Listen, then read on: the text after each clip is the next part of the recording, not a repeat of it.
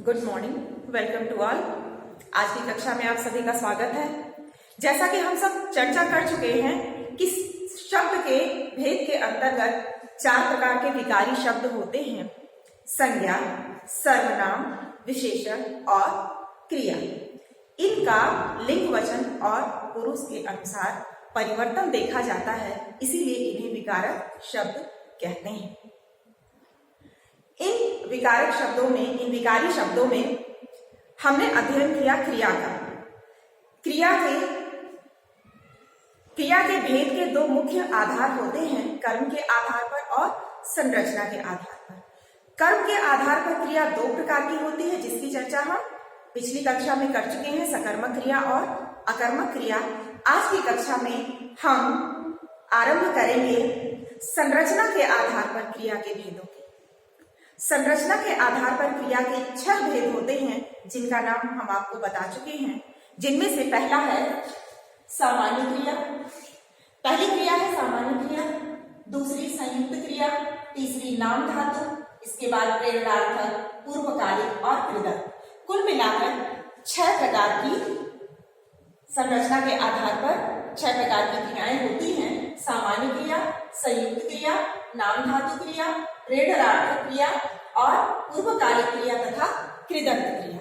आइए आज हम चर्चा शुरू करते हैं सामान्य क्रिया और संयुक्त क्रिया की।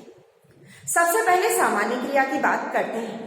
सामान्य क्रिया वह क्रिया है जिसमें किसी कर्ता के द्वारा किसी एक कार्य का किया जाना दिखाया जाता है। जैसे कर्ता के साथ कोई एक ही क्रिया प्रयुक्त होगी। हम कहते हैं वह आया, रमेश गया, गुड़िया नाची। ठीक है, ये सारे शब्द क्या हैं? एक ही कर्ता और एक ही क्रिया है। आइए कुछ उदाहरणों से इसे समझें। सामान्य क्रिया के अंतर्गत पहला उदाहरण है घोड़ा दौड़ा। अब यहाँ पर घोड़ा करता है और उसने कौन सी क्रिया की है? दौड़ने की क्रिया की है। घोड़ा दौड़ा, घोड़ा करता है और उसके द्वारा दौड़ने की क्रिया की गई है। एक ही क्रिया का उल्लेख है यहाँ पर, इसलिए यह सामान्य क्रिया है। किसी भी वाक्य में जब कर्ता के साथ किसी एक क्रिया का प्रयोग होता है, तब वहां पर सामान्य क्रिया पाई जाती है। जैसे राम ने लिखा, राम यहाँ पर करता है और इसने कौन सा कार्य किया है? लिखने का कार्य किया है, जो कि लिख धातु से बनता है। ठीक है, तो लिखने का कार्य हुआ है। कुछ और यहाँ पर क्रिया के साथ कोई और शब्द नहीं प्रयुक्त है, एक ही क्रिया का प्रयोग किया गया है, इसलिए यहाँ पर सामान्य क्रिया आई। इसी तरह वर्षा आई। अचानक बारिश आ जाए तो हम कहते हैं वर्षा आई। तो वर्षा और वर्षा के द्वारा कौन सी क्रिया हुई? आई। वर्षा आई, आने की क्रिया यहाँ पर दिखाई जा रही है, एक ही क्रिया, इसलिए यहाँ पर सामान्य क्रिया है। इसी प्रकार वह विद्यालय गया। वह कौन सा कार्य किया? विद्यालय गया, जाने की क्रिया हुई है, एक ही क्रिया शब्द का प्रयोग है। इसी प्रकार तुम जाओ, हम आज्ञा भी देते हैं या किसी से कोई प्रार्थना भी करते हैं, जैसे तुम जाओ, आप आइए। ठीक है, तो इस प्रकार की जहां पर भी एक क्रिया का प्रयोग होता है, कर्ता के साथ एक क्रिया का जहां उल्लेख होता है, वहां पर सामान्य क्रिया पाई जाती है। ये साधारण सी बात है कि कोई एक कर्ता एक ही क्रिया जब करेगा तो वहां पर सामान्य क्रिया पाया जाएगा, इसे हम सामान्य क्रिया कहेंगे। दूसरा इसका प्रकार है संयुक्त क्रिया।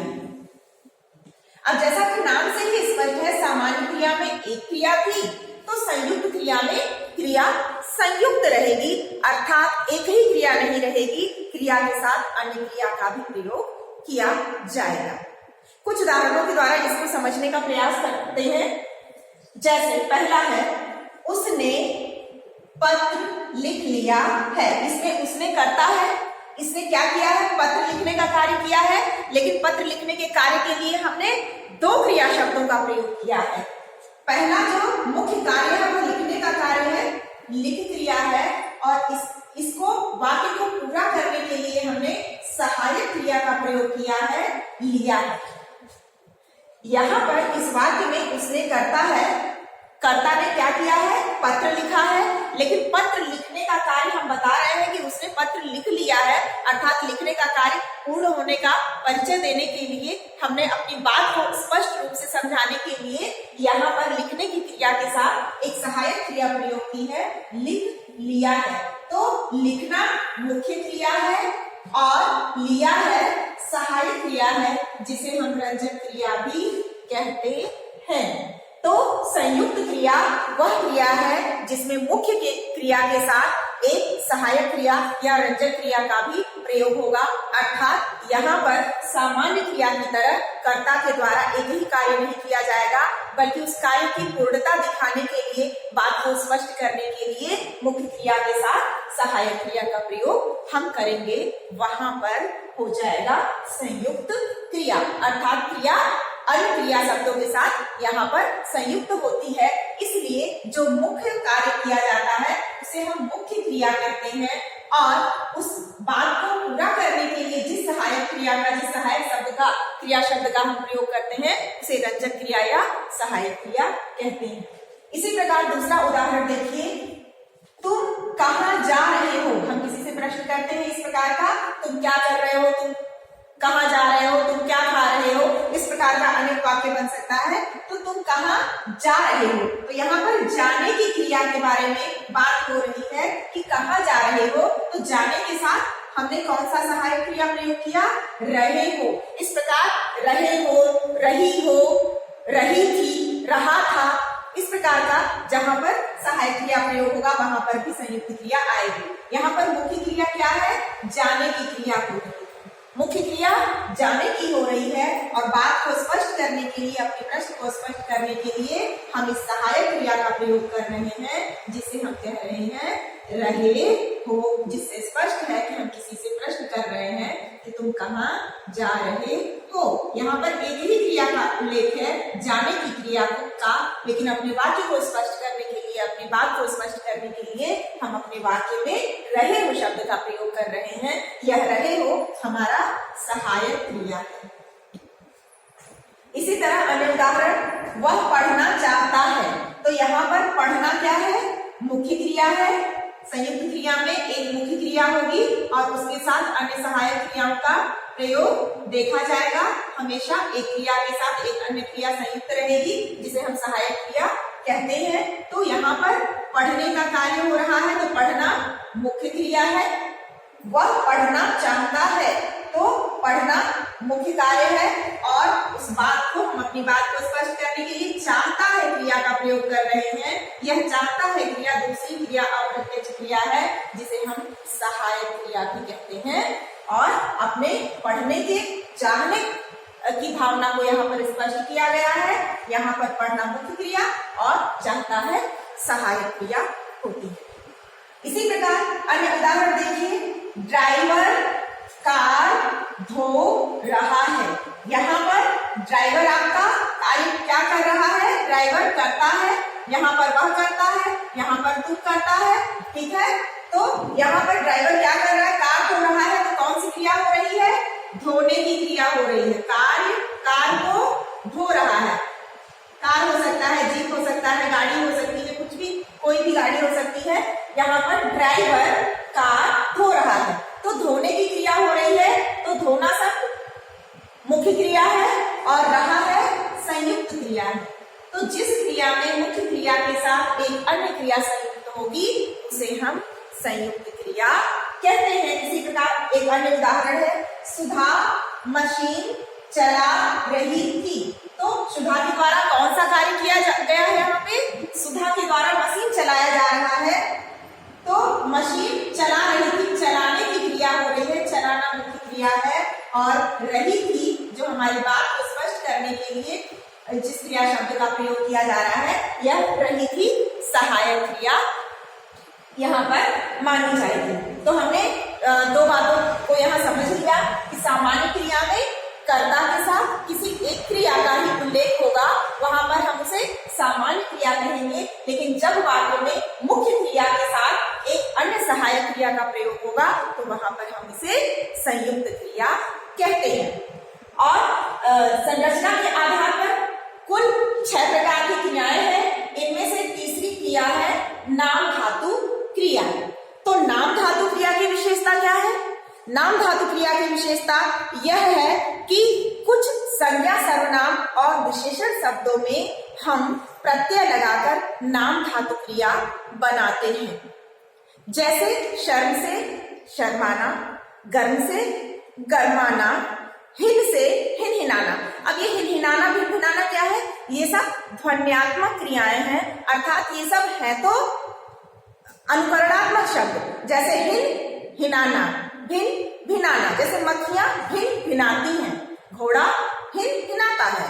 लेकिन ये ताती लगा करके यहाँ पर भिन भिनाना ना लगाकर ता लगाकर हम प्रत्यय लगा करके इसको क्रिया रूप दे देते हैं। किसी भी जब संज्ञा सर्वनाम या विशेषण शब्द को हम प्रत्यय के प्रयोग के साथ उसको क्रिया रूप दे देते हैं, तब वहां पर नाम धातु क्रिया होती है। आइए इसको कुछ उदाहरणों से समझ लेते हैं।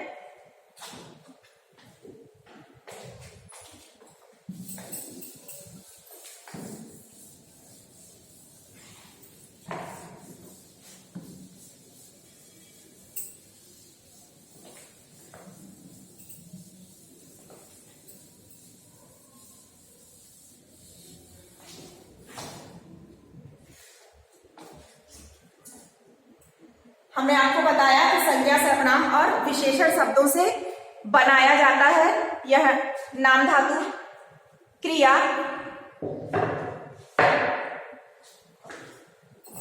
जैसे संज्ञा शब्द लेते हैं फिल्म,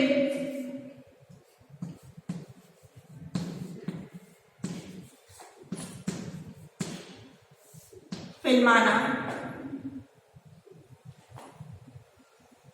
अन्य शब्द लेते हैं गर्म,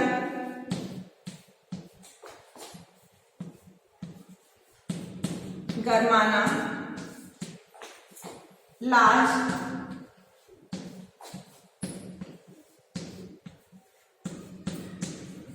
लजाना,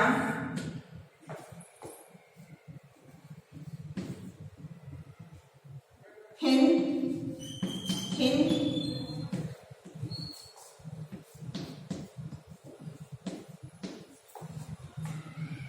हिनहिनाना,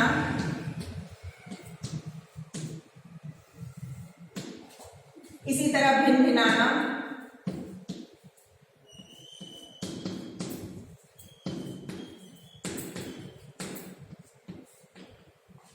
इत्यादि शब्द इस प्रकार के। हम इसको वाक्यों में कैसे प्रयोग करते हैं? जैसे देख लीजिए एक वाक्य, घोड़ा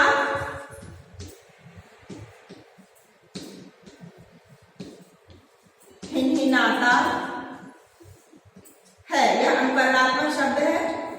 हमने आपको बताया हिनहिनाना, भिनभिनाना, ठीक है। तो ये सब अनुकरणात्मक शब्दों से क्रिया बनी है। इसी प्रकार संज्ञा सर्वनाम शब्दों से हम देख लेते हैं। जैसे शब्द है, हमने कहा लाज से लजाना, तो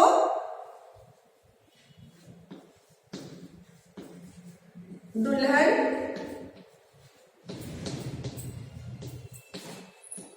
लजाती